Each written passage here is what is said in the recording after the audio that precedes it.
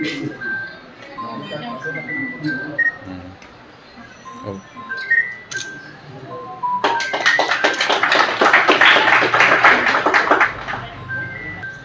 কখনো পাহাড় কৰেন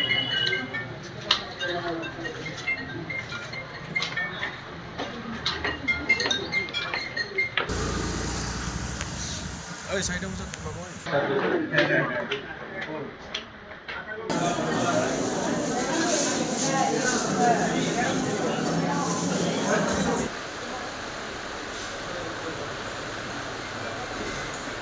বলে মা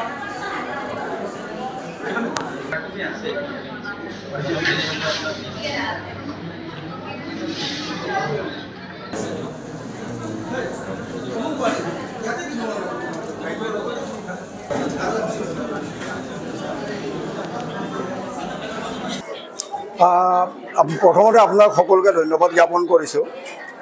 আমি বহুদিনৰ পৰা ভাবি আছিলোঁ এই ডিমৰীয়া তথা আমাৰ গোটেই যিটো আমাৰ কামৰূপ মেট্ৰৰ এই অঞ্চলটোত আমাৰ তেনেকুৱা কোনো এখন হস্পিটেল নাই আৰু যিখিনি আমাৰ মানুহে ভোগ কৰি আছে কষ্ট এইখিনি এই হস্পিটেলৰ জৰিয়তে লাঘৱ হ'ব বুলি আমি ভাবোঁ। দ্বিতীয়তে ইয়াতে আমি গোটেইখিনি চালোঁ, গোটেইখিনি পৰ্যবেক্ষণ কৰিলোঁ, ইয়াতে সকলো ধৰণৰ চিকিৎসা উপলব্ধ বুলি আমি অনুভৱ কৰিছোঁ আৰু আশা ৰাখিছোঁ লাইফলাইন কৰ্তৃপক্ষক আমি ধন্যবাদ জ্ঞাপন কৰিছোঁ আৰু তেওঁলোকক আমি আমাৰ ফালৰ ৰাইজৰ ফালৰ পৰা আমি এটা পৰামৰ্শ আগবঢ়াব বিচাৰিছোঁ যে অকল তেওঁলোকে গুৱাহাটীৰ চিকিৎসক আৰু বা ওচৰে পাজৰে চিকিৎসকৰ চিকিৎসাৰ জৰিয়তে নকৰি যেনে বাহিৰা ধৰক চেন্নাই এইবিলাকৰ পৰা ভাল চিকিৎসক আনি আমাৰ ইয়াতে চিকিৎসা সেৱাটো উন্নত কৰে, তাৰ বাবে আমি তেওঁলোকক এটা পৰামৰ্শ আগবঢ়াইছোঁ আৰু তেওঁলোকৰ পৰা জানিব পাৰিছোঁ সেই প্ৰচেষ্টাটো তেওঁলোকে হাতত লৈছে। যেনে ধৰক এতিয়া আয়ুষ্মান কাৰ্ড আছে, সেই সুবিধাটো তেওঁলোকে ইয়াতে মানে উপলব্ধ কৰিব বুলি আমাক জনাইছে। তাৰ বাবে আমি অশেষ ধন্যবাদ দিছোঁ আৰু আমাৰ অন্তত এই ডিমৰীয়াখন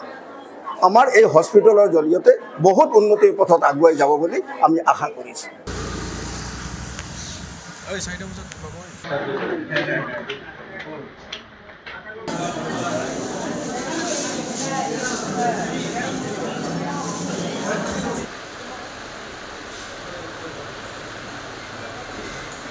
বলে মা